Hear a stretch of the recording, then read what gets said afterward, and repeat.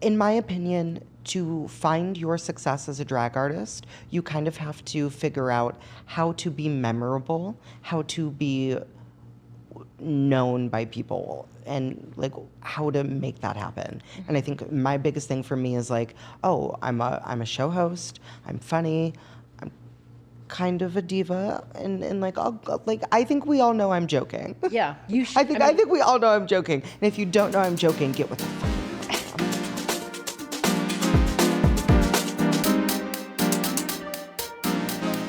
Hey everybody, welcome back. It's Justin Dallas. You know me, you love me already. But today we're gonna talk about something very exciting. So if you have ever walked down 4th Street, then you've probably heard this diva on a microphone. Maybe tumbling or flipping or kicking. She is the first of her name, the pint-sized powerhouse, queen of savage beauties, the shady and the talented, queen of tumbling, Khaleesi of drag brunch, protector of the lace front, mother of blending, breaker of curtains, Louboutins, and hearts, slayer of basic bitches.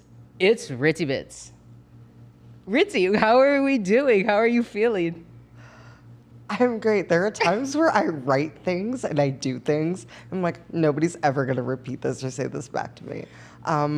Wow, I was in my bag when I did that. It's really creative. I was doing research for the podcast. I was like, okay, Ritzy's gonna come on.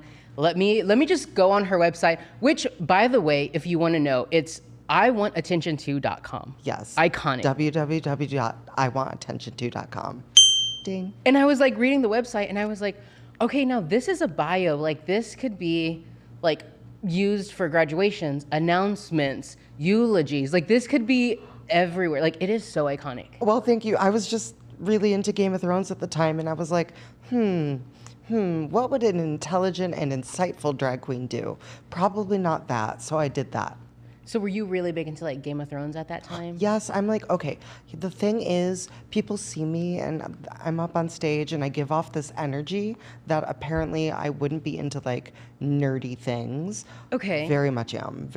Okay. But like I have a line. Yeah. I have a line. Yeah. So that's one of the things I wanted to ask you is like, what is something that someone would be surprised to know about Ritzy Bits? That I only watch the extended editions of The Lord of the Rings. You do? Yes, and The Hobbit. I will be actually upset to watch the theatrical version. I want the full thing. Mama, extended edition only. Because if you're only getting half the story. Truly. So do you watch them all back to back? Like, are you doing the marathons? Because I know some people who have done that. Okay, so the Lord of the Rings and the Hobbit movies are like comfort movies. I will just put them on in the background. I do not care. But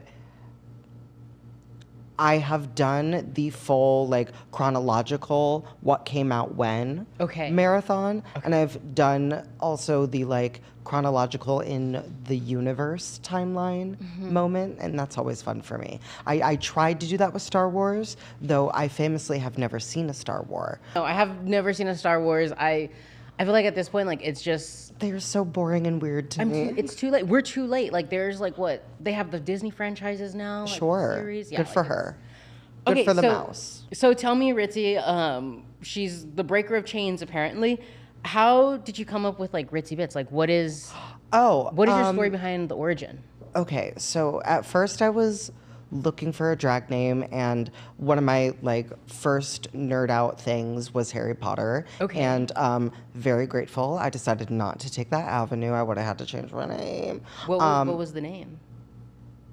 Did you have one? I'm not at liberty to say. Ooh, okay. I did come up with something, but it was. I'm grateful we didn't go down that route. Okay. And then I don't remember how it really started, but I think I literally was just sitting there eating a box of Ritz Bits crackers, and I was like, oh, there it is.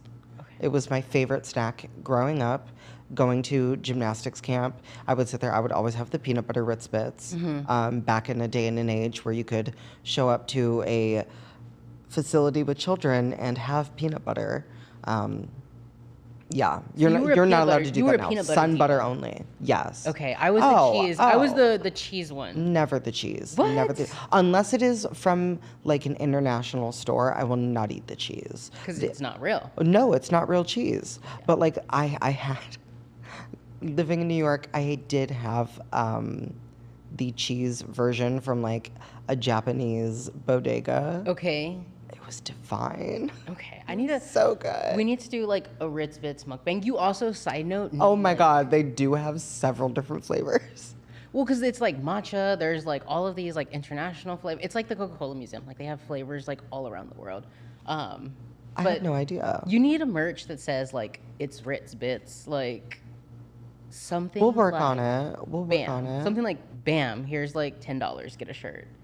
10, How much would you charge? 20, 25? 20, 25 if I sign it. There And you I go, will okay. sign it. Limited edition. Okay. Just run it through the dryer. Say it's vintage. Yeah. Vintage? No. No. We can't use that joke. Well, so you Other people have referred to me as being vintage. You are eternally youthful. So Thank you. I know you started drag in 2014, Yes. right? Okay. So how did you first start drag? Were you like a Halloween baby or a Pride baby? Okay, well, all right. Technically, the first time I was ever in drag Okay. was Halloween. Okay. My girlfriends in college, my freshman year of college, Okay. in whatever year that was, were like, we think you would make a beautiful woman. And you're like, no, stop. I was like, no, oh my God, I think you're right. Let's do it. At that point in time, with how they dressed me, and like, notice how you never see me in black hair. You know what? You're so right. Okay. Yeah. Very rarely, unless I'm doing Chicago or Liza Minnelli. Okay. I'm not doing black hair. It just, I will say this nicely, it humbles me. So we don't, that was the initial version. But I will, if you ever do see me post the picture, it is because I am signaling that I am moving on to a different chapter in my life. Okay. We're going to need y'all to like release the Ritzy files. So no. If that photo ever shows up, just know like, oh, okay, she's moving on. She's moving on. It's dead. Because that's staying in the vault. There are plenty of bad pictures of me out there. A certain drag queen in the city has them in her camera roll. It's fine. And she's using that. She will use them. So she does. When you did that for Halloween, were you going as like a character, or they're just like, I'm gonna just put you in? No, I was just a girl. She was just- I was just a girl. And what is crazy about it is that very same Halloween, another person living in my dorm also went out in drag, and they went as Britney Spears. Okay. They also have a very vibrant and lively drag career and music career. Her name is Kimmy Moore. Okay. And we were both doing drag in New York City, and we were doing a competition, and I missed the like orientation day because I had to work. For drag. Yes, we were doing a drag competition, and like we're sitting there and we're seeing each other in drag, and it's like, wait a minute, I know you. Yeah. So we've just like had this cute little trajectory. But that was my very first time in drag. My first time like doing drag Yeah. professionally. I wouldn't at this point in time say booked. I was doing a tip spot. Okay. At it was called Superwoman. It was hosted by Alexis Michelle and Joie de Vivre. Love. It was my favorite. It's to this day one of the best drag shows I've ever been to in my life. It was life changing. It got me to do drag. That's how Yeah, life changing it was. That was my first time. It was the 4th of July. It was my roommate's birthday, and I was like, I'm gonna do something unexpected. I'm gonna do something really I'm gonna clever. storm the girls. I did Katy Perry's birthday. Oh, okay, yeah. That was the first song I performed to. It was You see, and I feel like tip spots, that's where you experiment. Like that's the experimental stage. Like that's where you yes. try new things, you know? Yes. You've got to I was thinking about this concept of how do you do drag? Yeah. And I think the real answer is you find something that you are passionate about, that you do to a level of success Okay. to the best of your ability. And you hone in on that and have the most fun possible. Yeah. Not everyone's an entertainer. Some people should stop. I am an entertainer. Yeah. That is my thing. I love to host an turn event. it on. I love to. It's where I live. Am I great at throwing like a party? No. If I was like, hey, we're doing a costume party, are y'all coming? You would look at your calendar and be like, are you performing? And I would say, well, no, silly. Yeah. And you would be like, You got your niche. You got your niche and you stick it to it. And I think that's one of the biggest things too is like when you say like find what you're passionate about, it's like that authenticity. Cause I feel like you can tell sometimes like when a drag performer obviously is not passionate about it. It's just like kind of just painting it on and she's just doing it just to like, it kind of makes you think like, oh, that reminds me of like 5 other people. Like they're not you, you know? it is an interesting thing I've witnessed within the world of drag. Yeah. Because when I first started doing drag, it was like season 6 of RuPaul's Drag Race. Okay. Was when I first started like getting into the scene and understanding how it worked. And especially in New York City at that time, you had your girls who were doing it, inventing stuff, coming up with, and I mean, no one's really no one's inventing the wheel. Experimenting, But the mixes, the comedy mixes especially, like that is an art, that is a science to figure that out. And like I say that as someone who's like studied it, like Bob the Drag Queen, Ms. Cracker, Monet Exchange, I mean, Jan Sport, Brita Filter, those are girls who like understand a comedy mix and like know how to deliver something that is topical or current and filter it through a lens of pop music. In musical theater, it's great. It's great. It's genius. You're telling a story. Like, I feel like nowadays, like being a drag queen, it's almost like you have to be a Renaissance queen in the sense of like, you have to know how to like tell a story, do choreo, you know, whether you're organizing something or making an outfit or getting it outsourced, you know? You don't have to be, but it certainly helps. It is one Makes of you those stand things. In my opinion, to find your success as a drag artist, you kind of have to figure out how to be memorable, how to be known by people, and like how to make that happen. And I think my biggest thing for me is like, oh, I'm a show host, I'm funny, I'm kind of a diva, and like I think we all know I'm joking. Yeah, you should. I think we all know I'm joking. And if you don't know I'm joking, get with the fucking program. But like, you have to find your niche and like settle into it. That makes a lot of sense, and I feel like you do a really great job of what you do. Like you host the best drag show ever every Saturday.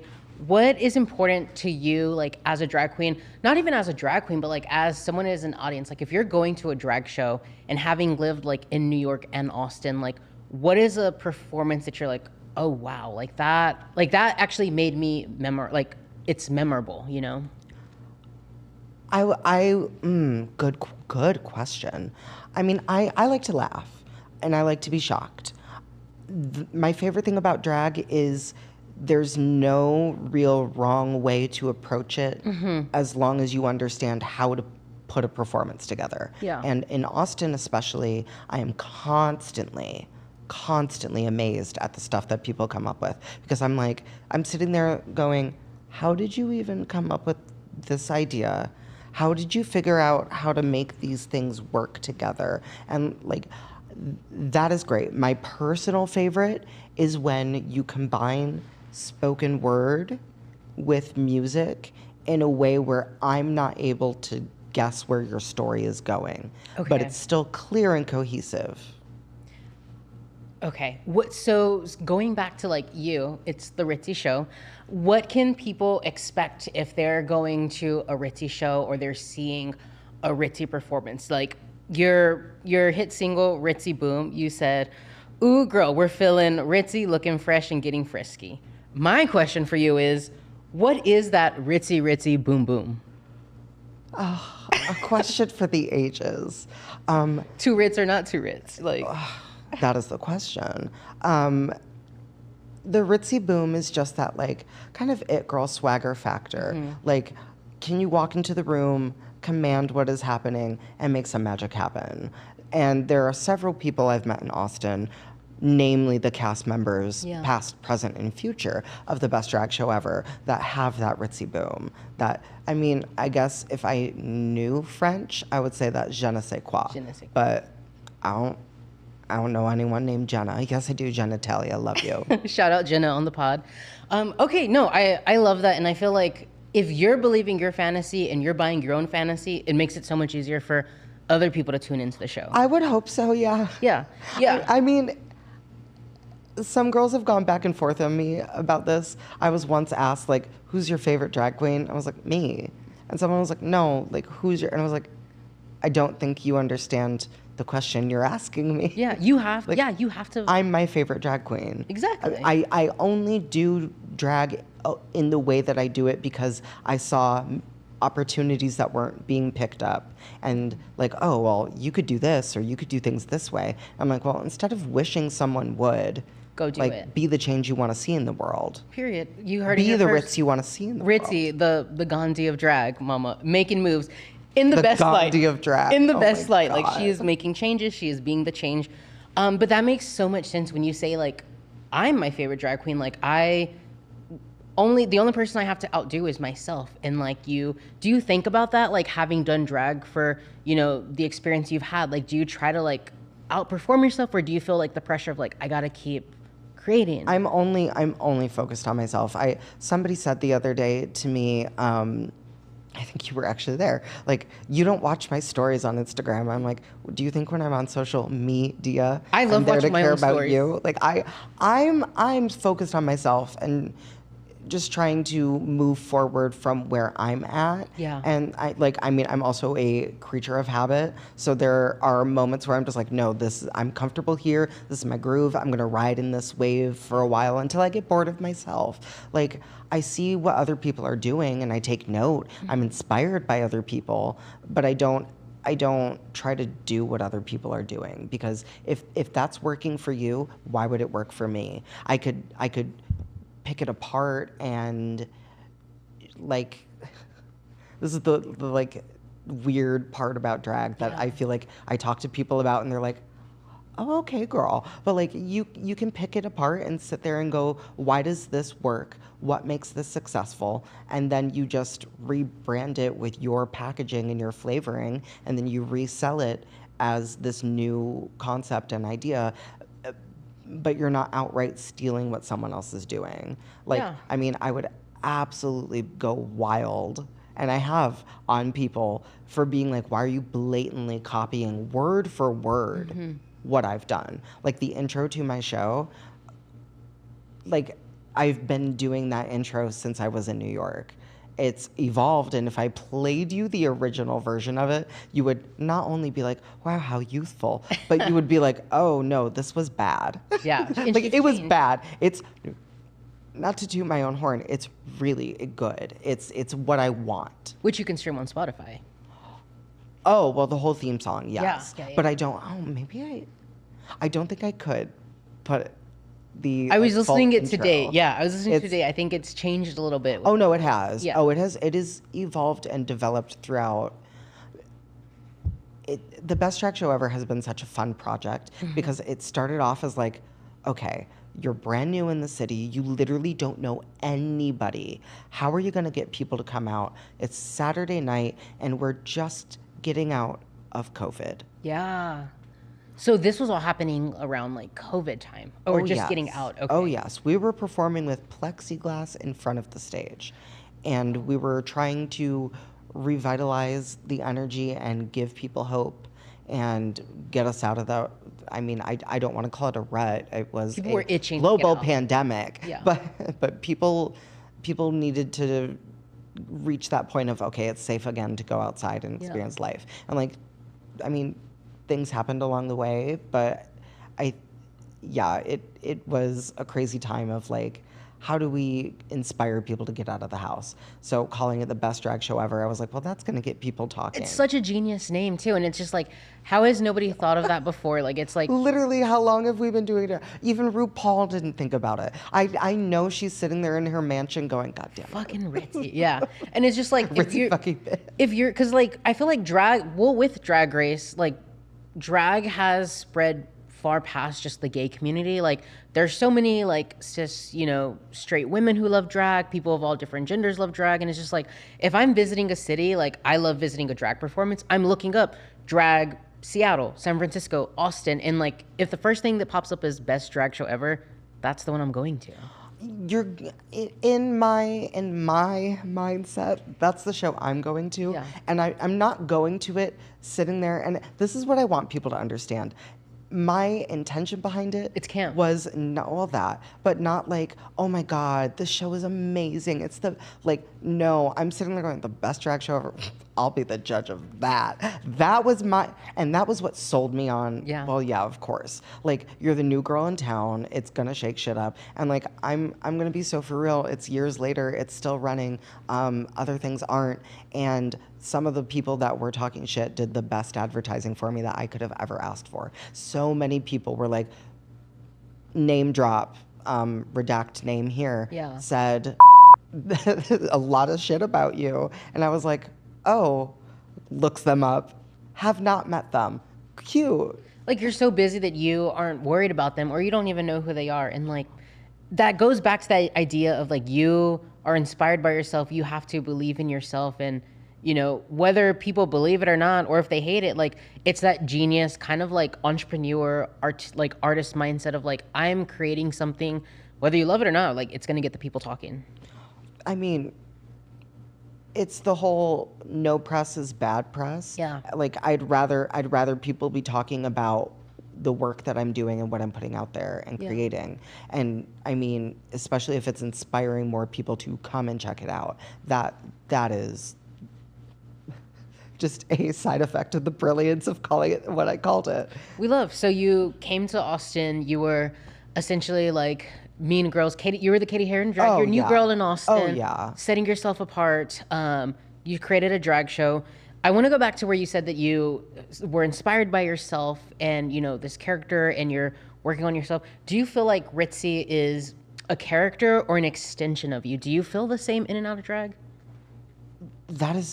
It's so fascinating because yes, I feel the same, but also like there are things I do on stage that like I will apologize for after and be like, oh my God, I was in the heat of the moment. I thought it would be entertaining. Like it, in a sense of the character side of it, Yeah. is I am living my life in a sitcom. There's a live studio audience laughing at everything and anything that is happening, and that's the world I live in when I'm on stage and performing. But like as a person, no. Having done drag for as long as I have, it has definitely unlocked a side of my persona where I'm able to be myself and be outspoken, and because like, and every time I say this, people that know me now are just like, no. Very shy before I did drag. Very, very shy. And I think there are moments where I'm not in drag, where people see me out and it's just like, oh, are you standoffish? Like, what is this? Do you think you're better than us? No, I'm actually just like chilling and being by myself. I, contrary to popular belief, do not always need to be the center of attention at all times. Spotlight just happens to find me, whether I want it to or not. I'm a Leo. No, I can't help stop. it. Oh, you're okay. So then that makes a lot more sense to like a Leo. Yes. You're essentially like the Hannah Montana of drag. I'm all fire signs, I believe. Really? What are your big three? Well, what are all the fire signs? That's what I just said. Aries, Sagittarius, Yes. and I haven't looked at it in a while, so I don't remember exactly what the order is. But yeah, I am all fire signs, I'm pretty sure. And I remember looking that up and being like, oh, Well, that makes a lot of sense as to why I'm a problem for so many people. Well, and see, people say that's a bad thing, but I think I mean, It's I don't not. think it's bad. Like, I think you get energy from other people's energy, from community, from, people. And like, Oh, good energy, bad energy. she's an empath. I mean, they're yes. Well, I mean, For sure. Yeah, for I'm sure. an empath, but I also fully laughed in someone's face when they cried in front of me recently. And by someone, I don't want to say it on video. It was a child. Well, I mean, like, why would a child be there? As I laugh, Why would a child be as I there? laugh again. But no, you were saying that like, it has helped you, outside of drag, like get that confidence. And I think it's also really good because like going back to what I said of like the Hannah Montana of drag, like you get to take the wig off at the end of the day. And like, if you want to be left alone and just chill and like go somewhere, like you're not bombarded or you're not, Typically not, but it is wild how some people can see through the Hannah Montana of it all. Okay. And like, you'll be full Miley Stewart just sitting there trying to do your math homework.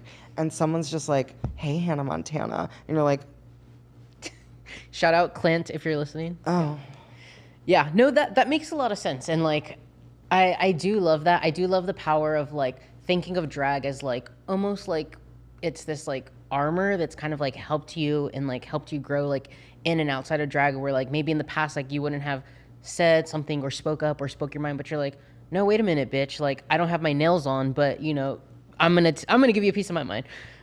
yeah. Cut And to it definitely, because even in like just a work setting, there are typically moments where I'm like, don't say anything. And then I sit there and I'm like, no, is it for the betterment of other people? Is it actually important? Blah, blah, blah. No, hi, this is a problem. Yes, I have a solution already. It's like, I'm like a take charge kind of girl. Yeah. In good and bad ways. We're like a leader kind of, which I mean, but it's funny because there are moments where I'm like, why am I doing this? But then Why me? it goes back to that creative side of like, well, if they're not doing it, well, let me do it then. If someone else is doing it, Yes. like let me just go and do it because I know I have the ideas, the thoughts, and I know I can execute it. Like I've waited long enough for people to do something, but they haven't. Let me go ahead and. Well, I've always just sat there and been like, how cute would it be if someone started a drag show with a theme song and a little silly dance and just. Which again, it's crazy that nobody has thought, and I'm sure that there's iterations, but like what you've created in Austin, I think is so specific and different. Like it sticks out. But it is also inspired by the city because when I got here, a lot of people did say like, hey, we love drag here. We're very excited to have someone new and fresh. Here are the type of things that we kind of would like to see. And I was like, okay, all right, well, if that's what you want, then why wouldn't we try to do that? Yeah. Why wouldn't we give you what Listen to the audience. Yeah. Well, that's what I was You're going to the ask people you coming too. to the show. That's what I was going to ask you, like living in Austin and then living in New York, like having two different cities, two different audiences, like what do audiences want from your experience in each city? So like what does an Austin audience want versus a New York audience? Are they similar, different? New York audiences have the choice to go see a Broadway show. They have the choice to go to an event at Madison Square Garden. There's a lot happening in Austin, but less on that caliber. So in New York, they're like, you better impress me. This better be some revolutionary, or if it's not, it better be top tier. Yeah. In Austin, they just want something authentic. Yeah. They Okay. want something fun. And I tell people all the time, everything could go wrong. Your costume could fall apart. Your wig could fall off. But as long as you maintain your integrity and your heart, people are respectful Okay. and encouraging. Okay. So what has, I guess, each city taught you as a performer, like having lived in both places and in Austin now you kind of like run your own show, like what has each city given or taught you as a performer? New York taught me how to stand out. And it taught me to have that kind of killer instinct. If you really want this to happen, you've got to make it happen. No one's going to sit around and hand anything to you. Yeah. And I think also, too, coming into the city the way that I did, there is a misconception that things get handed to me. No, I just worked really hard immediately off the bat. And people understood, like, oh, I can give you something and you're going to make something of it. And then being in Austin told me it's okay to trust yourself. Okay. And go after the things you want to see in the world. And like I have a lot more trust in my ideas than I did when I first got here. And like, I mean, it even goes back to the theme song and the dance and people allowing me to do that on a weekly basis, people wanting to be a part of that. That was something that I would never have gotten from New York, ever. Really? Okay. So I want to talk more about kind of like the theme song in music, because you also have made a lot of songs that you have out on Spotify, iTunes, wherever you can get music. Obviously, like as every gay kid, like you're thrust upon a diva, like a patron saint diva. Britney Spears. So Britney Spears is your diva. Do you take any inspiration, like whenever you do music or even drag? All the time. Okay. All the time. To me, if you're watching me, I mean, I get, comparison look-wise, I get Eva Longoria most. Really? Okay. Oh, yeah. Okay. Yeah. Oh, people are just like, oh my God, it's Eva Longoria down. Or people also say I give them Lady Gaga, which I think is hilarious. I don't think I look like her at all. Yeah. At all. But then there are certain moments where, like, I'm nearing blackout drunkenness and I'm like, oh, it is Lady Gaga. And that's when I understand. I'm like, oh, yeah, these people just need to be cut off. Yeah, it's also dark lit, drunk. Yeah.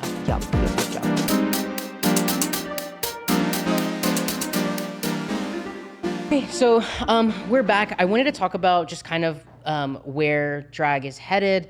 We talked about kind of like your origin story, where it started. But where do you think drag is headed in the next like 5 years? I feel like it's changed so much, especially in Austin. Do you mean like where it's headed?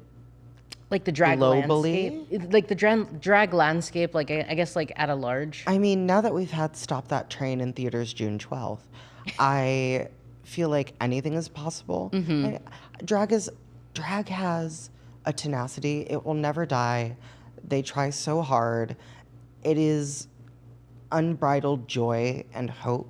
Yeah. And I talk to people so often after shows and they're like, do y'all understand what you do for people? And I hope the other girls that I work with do.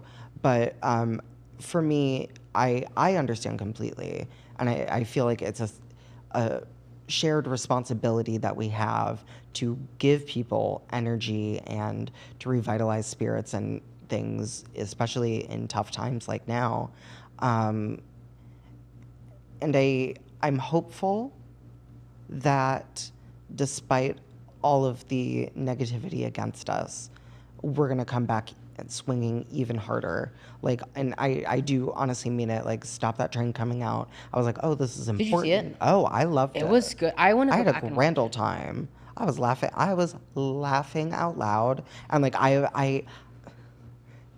it's funny. I don't like to express myself when I'm not like performing and on stage. Yeah. Like I'll just sit there and like something will be funny and I will just let it happen. And in my head, I'm dying. Okay. Like, and then I'll go home and I'll laugh about it later.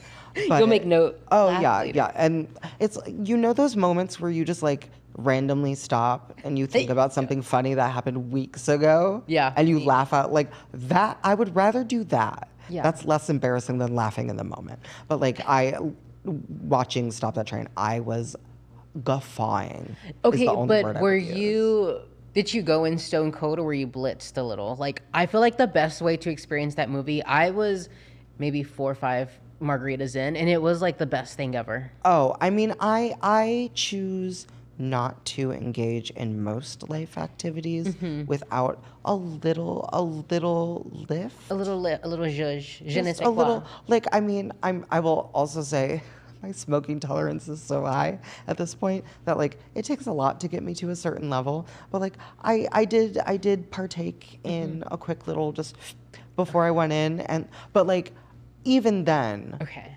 usually like sometimes the anxiety will get to me and I'm like, you are in public. And not only that, as a local celebrity, I Well, will of get course. Yeah. recognized, and I have to like I You have have to an image to maintain. uphold. Yes. So, I mean, I laughed out loud. I had a great time. I want to go watch it again. Like Latrice was a standout. Latrice and Jujubee were standouts. Jujubee was the heart and soul of the film. Brooklyn It Heights was so like good. looked so good. And then our Puerto Rican princess Ginger was amazing. Like she was definitely aboard the train. But I kind of want to move on from stopping that train. Let's just let that derail. Basically, I feel like drag is headed. It's every time they think they're gonna stop us, we find another way to just kind of come out on top. I think that's just like our gay spirit. Like I know the podcast is called Inherently Gay, but like I think that's just like inherently in us to like persevere, be creative, think about something, kind of like what you were saying earlier of like noticing something, seeing something, and then changing it for what you wanted to make and make it your own. It's the lesson that is instilled within us when we first unlock our queerness, when we watch The Wizard of Oz for the very first time. It's kind of just like that scene with Ariana Grande with Eternal Sunshine when she's just like beamed up. It's our queer superpower, as like corny as that sounds. But Ritzy, what do you hope never changes about drag? The stupid shady comments and I love. stuff people post.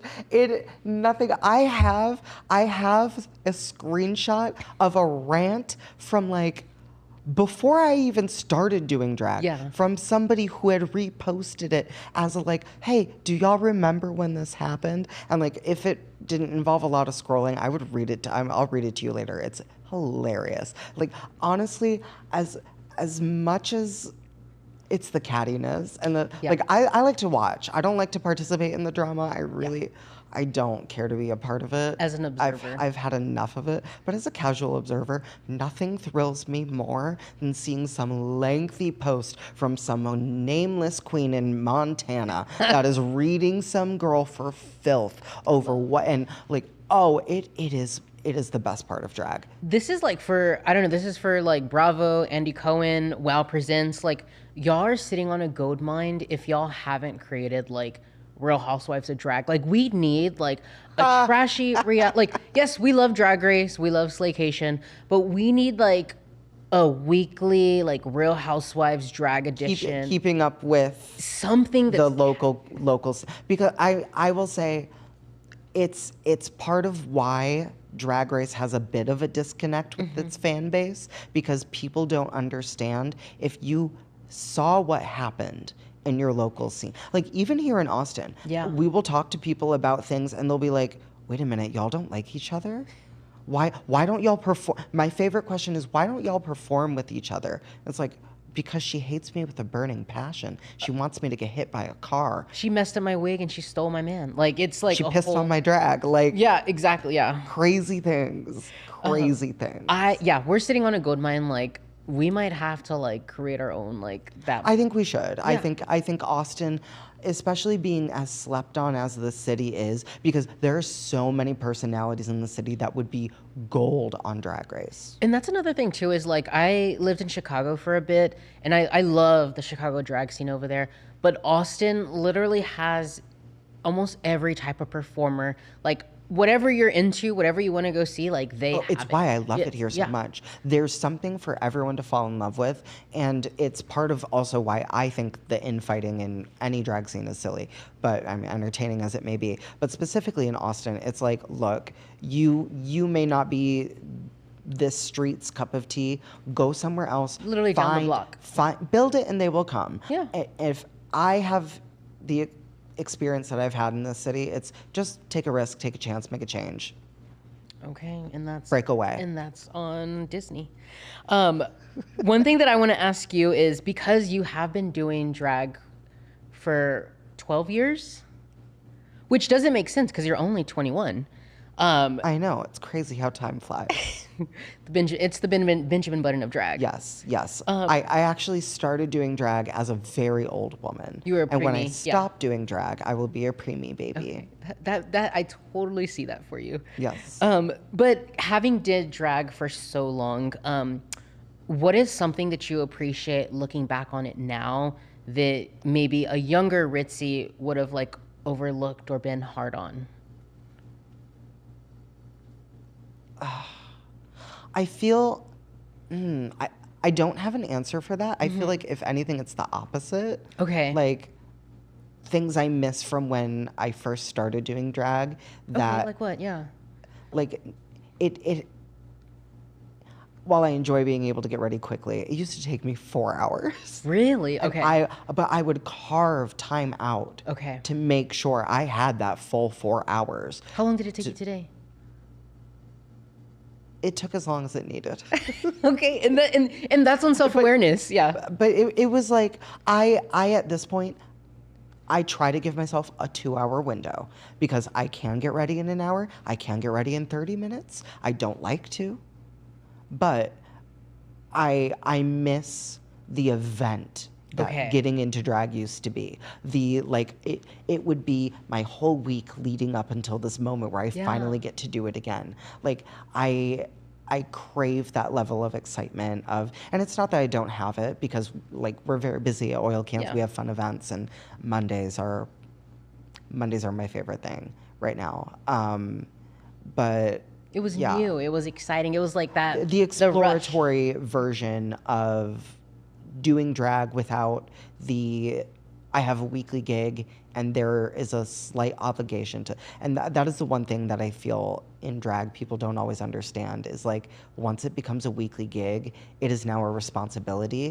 And while there's still plenty of fun to be had, you have to balance that with the needs of the establishment. It's a job. Yeah. Yeah, and that there was a time where I will be very honest, lose that joy completely. Yeah. And still push through and was doing drag. And that's not a fun place to be. And I've always said, like, the second that happens, I gotta stop. I'm glad I pushed through and came through on the other side of it. But yeah, I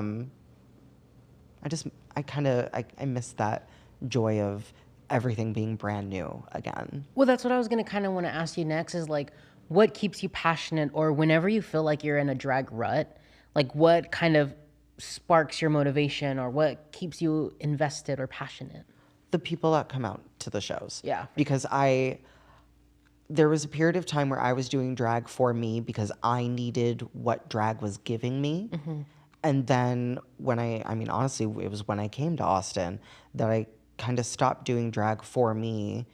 And because of the effect that what hitting everything, the effect of what the drag I do does for people. And I feel like talking about that, like I don't talk about it very often. So I'm like articulating this for the first time. And I mean, if it comes across conceited, it's on brand. But like, there's something very special about what I get to do. And that's the driving force right now. Because, I mean, I've kind of done a lot of what I've hoped to do Yeah. with drag. And that's not conceited. It's like, it's hard work. Like, I think a lot of people see kind of like what you're saying, like the front side of it or the only one side, but they're not seeing like how much you like busted your ass and like working hard and like getting to those privileges to like get that spot or get those opportunities like you worked for and you carved your way out, especially being like in a new city. But yeah, I mean, being a drag queen in Austin, having the experience you do, like you probably have a lot of stories. So I kind of want to ask you some questions. So, what is the most controversial drag opinion that you have that you would say? Interpret that however you will. We need the bad drag. All And drag, all drag is valid. yes, we don't need to encourage some of these people in the ways that we are. We also don't need to beat people down and make them feel terrible about themselves. Not everyone responds to that. But yeah, we need the crunchy, we need the crusty, we need that because without that, first of all, what is good gets diluted, because if it's really, really good all the time, you kind of get sick of it. It's the New York of it. But yeah, like more bad drag queens, more baby drag queens. Protect queer art. It's No, I'm not saying that. I'm not saying that. we need the crunchy. It's the fiber of the drag diet. It's Well, yes, but like learn. yeah, Be like open to growing and learning. cut to like Because the Tyra the clip. second Yeah. the second never mind, the can of worms. It's very Can of like worms. the Tyra Banks, like learn something from this, take it. Bro, Like we're yes. rooting for you, you know? We're truly all rooting for you. We want you to be successful, but like want to grow and learn and understand that. And I think this was like the hardest thing that I had to learn. You want to be appreciated for where you're at right now, and where you're at right now, you've got growing and learning to do. You can continue to be better because you're not the best version of yourself right now. Yeah, and this is a message to all the quote No unquote matter where you're at. yeah, the crunchy queens or the established queens, like kind of like what you were saying, you have to believe like you have to believe your own fantasy. If you don't, if you're not buying your own ticket, like nobody's coming to your show. Oh, at all. Yeah. But at the same time, like you got to know what the show is, and you got to put some effort. The little show directing there. Okay. Have you ever like bombed? Like Oh, yes. okay. Oh, yes. Do you have a Rarely, but rarely? Okay. yeah, like the worst bombing I ever had. Sorry, my brain immediately was like, when I was in Iraq. Vietnam flashbacks, yeah. No, I when I was on Fire Island, it was, and I'm grateful for my mental state at that time, because I just sat there. I was like, well, it's not me. Yeah. I was like, okay, well, whatever. I felt bad because I wanted it to work so badly. I was so excited to have a brunch on Fire Island. I was like, ooh, girl, Like, you I are made it. killing it. Yeah. Crushing it at life. And then it didn't work out. And I was like, okay, well. So would you say it was like the audience? What I have come to learn about Fire Island is if you don't know how to navigate socially, you cannot be successful. And I know for a fact social navigation, like it's not my strength. It's not my strong suit. Like I will come out and kiki with the girls, but I'm not gonna sit there and come out and drink every single night of the week. Yeah. And like I'm a teeny She has tiny things to person. do, And yeah. petite, I can't do all that. She's a businesswoman. I have dolls to rearrange. Yeah. Okay, so I wanted to ask you that too, is like, do you so like your love for like dolls and doll collecting, like does that show through your drag as well? I mean, I think everyone is very aware of how obsessed with Barbie I am. Even and like last Monday, the designer Bill Greening, one of my favorite Barbie designers of all time, was at my fucking show because of the Barbie convention saw happening in that, Austin. yeah. And I Did you know he was there, or like I knew he was in town, and I was like, oh, maybe. you're like the energy shifted? He's here. Oh, I was, and I don't get starstruck. I typically do not. I had to take a moment to compose myself because, like, I don't have an obsession with any like man or any man's work Period. except for him. Like, I can count on my hand the amount of like men's work I've collected. It is Bobby Pins doing wigs for me, Abraham Levy doing outfits for me, and then Bill Greening designing dolls that I collect. We love it. And you're kind of like, Ritzy is kind of like your own like life, like very Yeah. Tyra Banks life size. Like Oh, she yeah. is like you are like your own like Barbie doll that you get to like dress up. Like I even see like what the outfit like you have on right now. Like it's see like I see Oh yeah. like a Well, the Barbie. more I got into doll collecting, the more my sense of style changed. off, yeah. And I was like, okay, well, I mean, my favorite part of doll collecting is like getting the cool and exciting fashions and then undressing and redressing and like mixing and matching things around. It's endless hours of thrill and play, and I love it. But yeah, it definitely influences the drag to an extent. Like before I started collecting dolls, I was like, well, doing drag is my kind of revenge for not being able to have dolls as a kid. And not like my mom didn't let me have dolls. I had dolls. It was just like there was a certain point in time where it was like, is this a phase you're gonna grow out of? Yeah. So I was like embarrassed.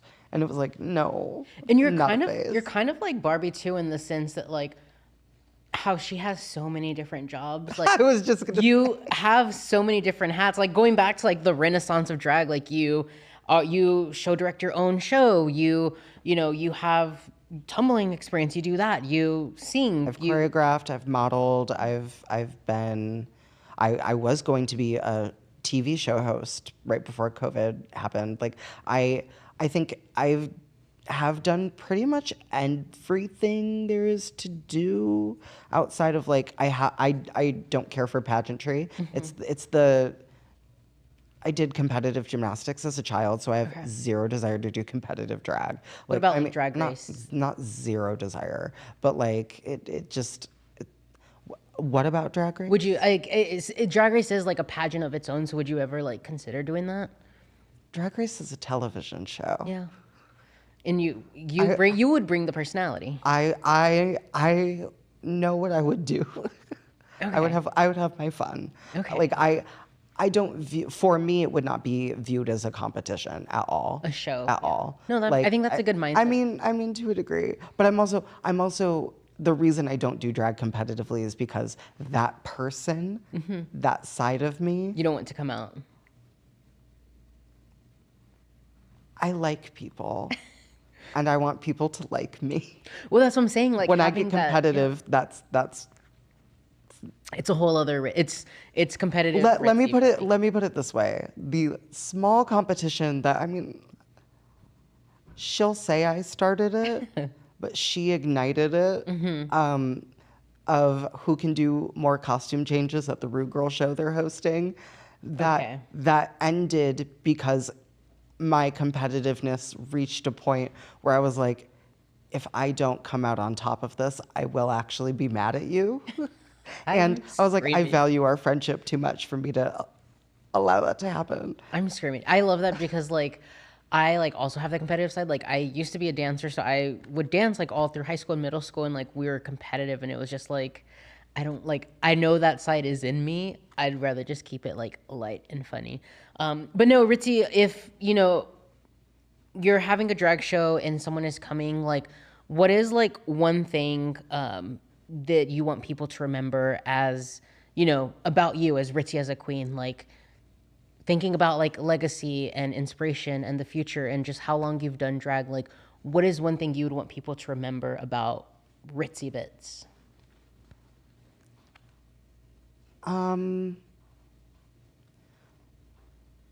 Oh wow, what a great question. Just I think the biggest takeaway that I hope people get from me and what they remember is wow, this person has an ability to just kind of like let loose and be out there and allow themselves to not quite care what people are going to think or say. And how do I bring that into my everyday life a little bit more? That is the one thing I hope people get from my drag. Okay, well, I mean, there you have it. The queen of letting loose, Renaissance woman, basically Barbie drag, does every single job you can think of. Who you also do music, so like, where can people like find your music? Do you have anything coming up? Wherever you stream music, you can find me.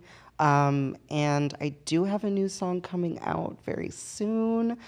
Yeah, it's for the girlies who are ready to get on the dance floor and have a little bit of a crazy night. Ooh, that's me. Okay. So, okay, Ritzy, obviously people can find you every Saturday, Best Drag Show Ever, as well as every Monday, the Messy Mondays at Oil Can Harry's.